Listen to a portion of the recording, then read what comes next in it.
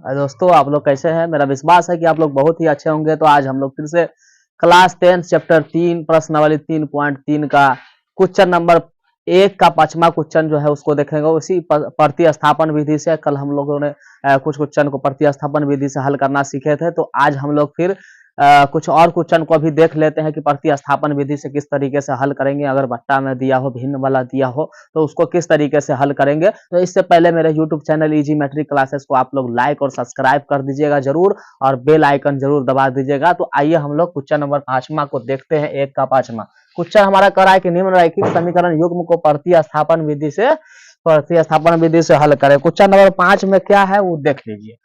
Question number 4 1 का 4 1 के 4 में क्वेश्चन नंबर दिया हुआ है कि 3x बट्टा में 2 माइनस 5y बट्टा में 3 बराबर -2 ये हो गया। और दूसरा हमको दिया हुआ है कि x बट्टा 3 प्लस में y बट्टा 2 बराबर 13/6। तो दूसरा हमको ये हो गया। पहला ये है समीकरण, दूसरा चलिए इसको अभी समीकरण नहीं मानते, फिर बाद में अब इस पर चर्चा।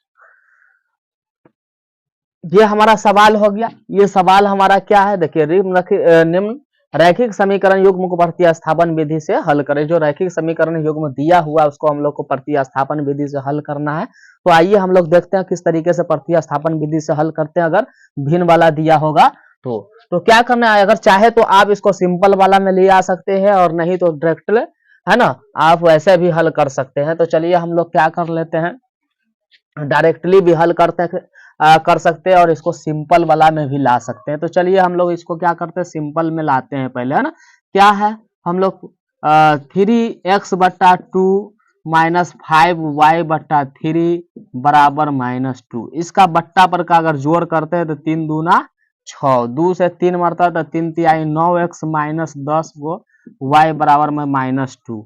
अब इसको क्या करेंगे, क्रॉस गुना कर लेंगे तो ये हमारा क्या हो जाएगा, ये हो जाएगा 9x माइनस 10y बराबर 6 दूना 12। इसको हम यहाँ पे समीकरण 1 मान लेंगे, है ना। इसी प्रकार से हम लोग क्या करेंगे, दूसरा को हल करेंगे। क्या है, x बट्टा 3 प्लस y बट्टा 2 बराबर 13/6।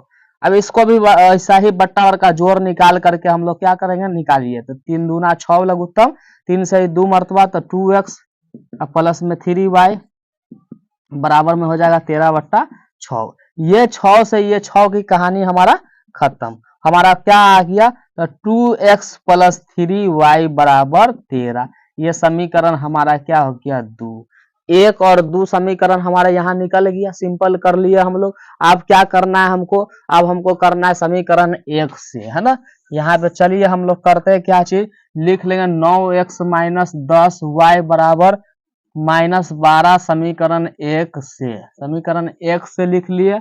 क्या करना है इसको, बस कुछ नहीं, 9x बराबर -12, 10y को उधर भेज देंगे तो प्लस में हो गया हमारा 10y।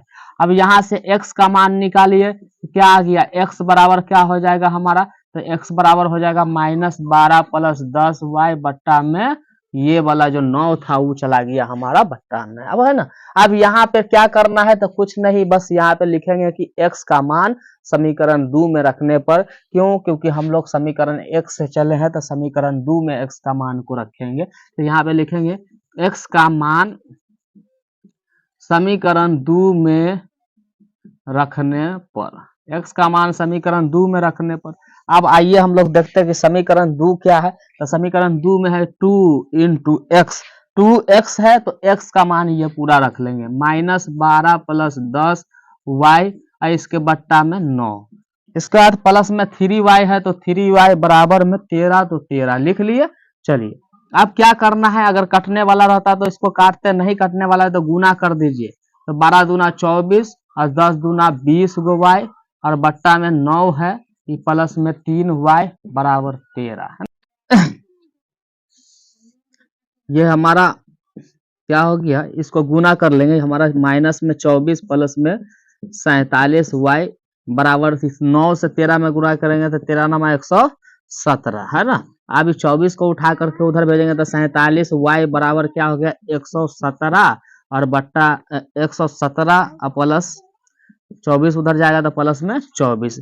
अब वो दोनों को जोड़ दीजिए 47 y बराबर, अभी दोनों को जोड़ देंगे तो हो जाएगा 141। जोड़िए इसको 141। तो y का मान यहाँ पर से निकालिए तो y बराबर क्या हो जाएगा 141 बट्टा में 47। इसको काट दीजिएगा तो कितना आ जाएगा 3।